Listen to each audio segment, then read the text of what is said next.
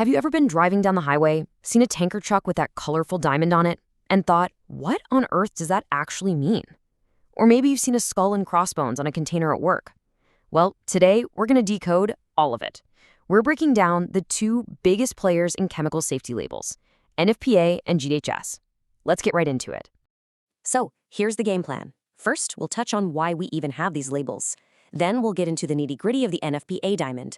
That's the one for emergencies. After that, we'll tackle the GHS system, which you'll see in workplaces.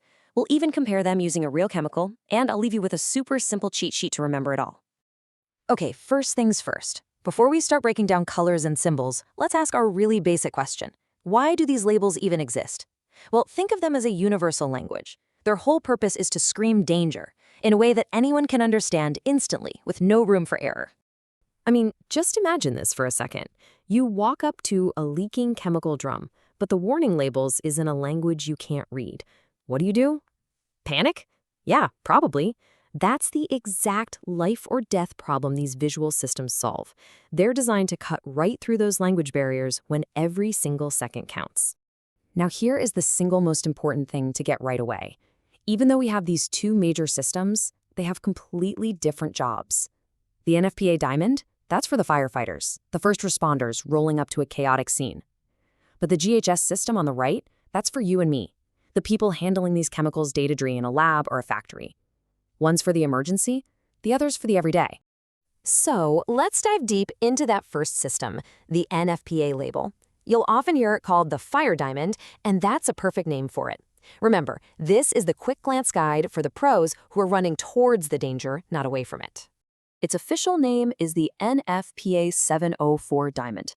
The National Fire Protection Association came up with it, and honestly, it's genius. It just uses 4 colored squares to give first responders an immediate, powerful snapshot of what they're walking into. Okay, pro tip time. You want to read this thing fast and get it right every time? Here's how to do it. Look at the top red square first. That's fire. Then go left to blue. That's health. Over to the right is yellow. That's for reactivity. And the bottom white one is for special hazards. Just burn it into your brain. Fire, health, reaction, special. So for those top 3 colors, red, blue, and yellow, it all works on a super simple number scale, 0 to 4. 0 means no worries, it's stable, it won't burn.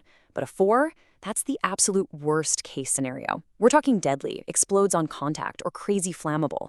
It's easy. The bigger the number, the bigger the danger. Let's start with that blue quadrant on the left. This is all about health. It's asking one question. How bad will this stuff mess you up? Whether that's through touching it, breathing it in, or swallowing it. A 4 in this box means it could be deadly. Now, the red one at the top is pretty obvious, right? It's all about fire. It tells a firefighter just how eager this chemical is to go up in flames. A 4 here is for something extremely flammable, like a gas that'll ignite at room temperature. Yikes. And that yellow square on the right, that warns about how stable, or more importantly, unstable the chemical is. Is this stuff just going to sit there, or could it, explode if it gets bummed, heated, or mixed with water? A 4 here means it might just detonate. And finally, we have the white square at the bottom. This one's a little different. No numbers here. It's for special need-to-know info. The most common symbols you'll see are a W with a line through it, which screams, "Do not use water," at firefighters. You might also see OX for an oxidizer, which can make fires a whole lot worse, or COR for corrosive. All right, let's switch gears. We've talked about the emergency diamond. Now let's talk about GHS. That stands for the Globally Harmonized System. And just like the name says, this is the modern worldwide standard you're going to see on pretty much any chemical container in a lab or workplace today. So a GHS label has way more info than the simple Nfpa diamond. It's got stuff like supplier info and how to handle it safely.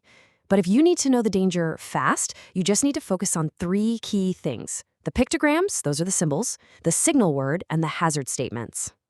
The real heart of the GHS system are these pictograms. They're meant to be instantly recognizable anywhere in the world. You've got the classic skull and crossbones for toxic, a flame for flammable, and an exploding bomb for, well, explosive. Others warn you about things that are corrosive, bad for the environment, or just a general health hazard. It's all about getting the main point across with a simple picture. So, how do you read one of these quickly? It's a simple 3-step process. First, find the signal word.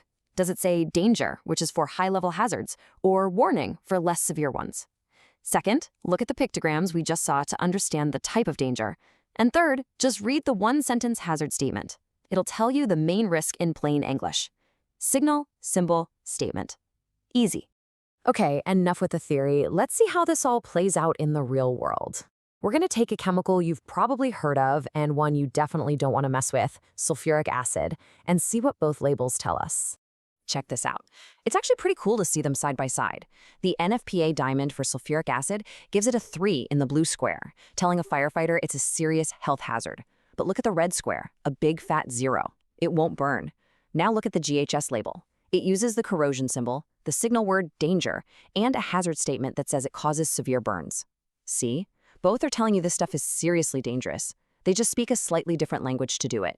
Wow, we have covered a ton of ground, so let's just pause and boil this all down to the absolute must-know facts. Think of this as your personal safety cheat sheet. Here it is, plain and simple. NFPA is for emergencies. When you see it, think of that 4-colored diamond and its 0 to 4 number system. GHS is for daily use. When you see it, think of the pictures, the signal words, and the text on the label. That's it. Emergency versus everyday. Look, if you walk away with just one single idea from all this, let it be this one. One system is for the once-in-a-lifetime emergency you hope you never see. The other is for the safety precautions you need to take every single day. One is for the firefighter, the other is for you. So now you know how to decode these critical safety signs. And I'll leave you with a question to ponder.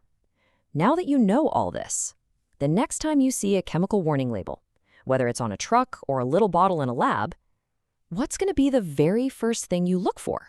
Think about it. Stay safe out there.